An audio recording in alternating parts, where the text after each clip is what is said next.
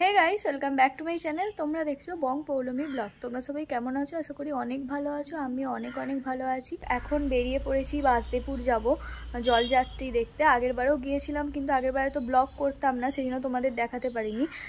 যাই হোক, আজকেই দেখে নেবে আমার ব্লগে, স্কিপ করবে না, কন্টিনিউ ব্লগটা দেখতে থাকো। আর ওখানে অলরেডি টোটো এসে গেছে, এখনও কেউ বেরোয়নি। টোটোওয়ালাটা ডাকতে এসেছিলো, রাস্তায় দাঁড়িয়ে আছে। তো চলো যাই, তারপর তোমাদের সাথে কথা হচ্ছে।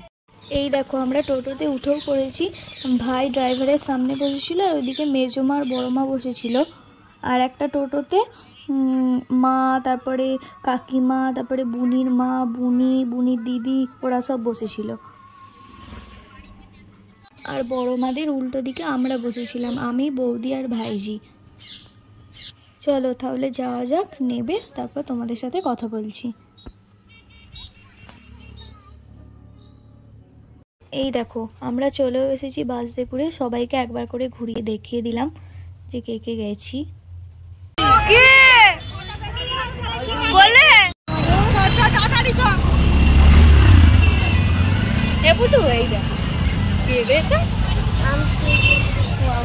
চলো সামনের দিকে যাই। আর গাইস, দেখতে পাচ্ছ তো কতটা ভিড় শুধু। আর এই বাসদেপুর দিয়েই সবাই তারকেশ্বর জল ঢালতে যায়। তো আমরা গেছিলাম হচ্ছে রবিবার দিন, আর তারপরের দিনই লাস্ট সোমবার ছিল। তো সেই জন্য প্রচুর ভিড় হয়েছিল। আর একটা দল বাঁকগুলো নিয়ে যাচ্ছিল, এত সুন্দরভাবে সাজিয়েছিল, মানে খুব সুন্দর লাগছিল দেখতে। তো ফার্স্টে তো একটা গেল, খুব সুন্দর ওটা। এটাও একটা গণেশের এরকম পিক দিয়ে মূর্তির মতো তৈরি করে নিয়ে যাচ্ছিল। বেশ দেখতেও ভালো লাগে এগুলো। আর এইদিকে সব খাবার বিতরণ করছিল, মানে যে যা পেরেছে সব খাবার নিয়ে এসেছিল, এখানে সব দিচ্ছিল সবাইকে, যারা জলযাত্রী যাচ্ছিল এবং যারা জলযাত্রী দেখতে গিয়েছিল তাদেরকেও দিচ্ছিল। অনেক রকম মানে খাবারের করেছিল, লজেস থেকে শুরু করে লাড্ডু থেকে। আমি কি কি খেয়েছি সেগুলোও দেখতে পাবে। তো কন্টিনিউ ব্লগটা স্কিপ না করে দেখতে থাকো।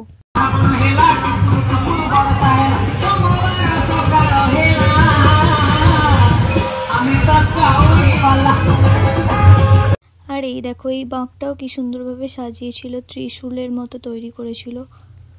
এই দেখো, তারপর একটা মন্দিরে এসেছি।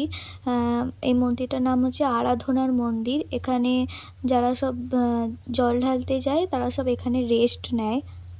ওই দিকটাতে ওষুধের ব্যবস্থা ছিল। তারপর ভিতরেও অনেক কিছু খাবারের ব্যবস্থা ছিল, চা ছিল, কফি ছিল, মানে এখানে সব রকম জিনিস দেয়, সব রকম।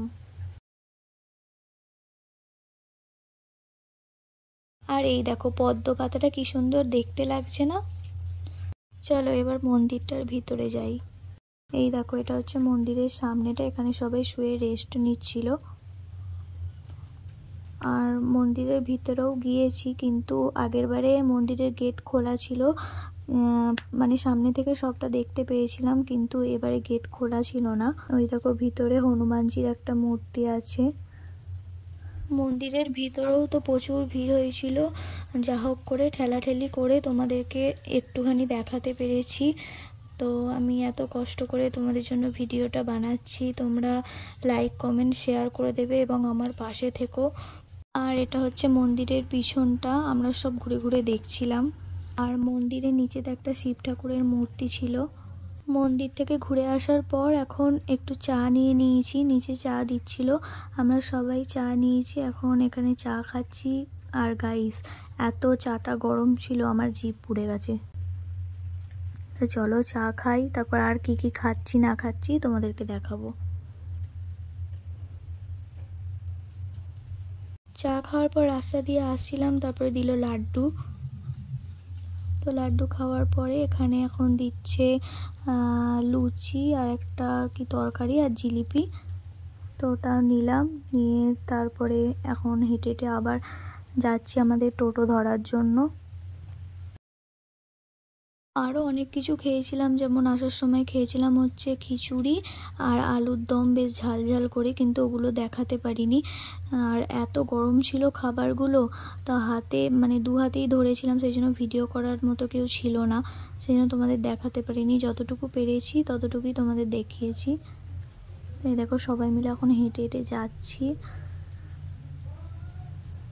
আর পিছনের ভিড়টা দেখেছো তো, প্রচুর ভিড় হয়েছিল। এই ভিডিওটা এই পর্যন্তই। কেমন লাগলো অবশ্যই কমেন্ট করে জানিও, আর বেশি বেশি করে শেয়ার করে দিও। চলো টাটা, বাই।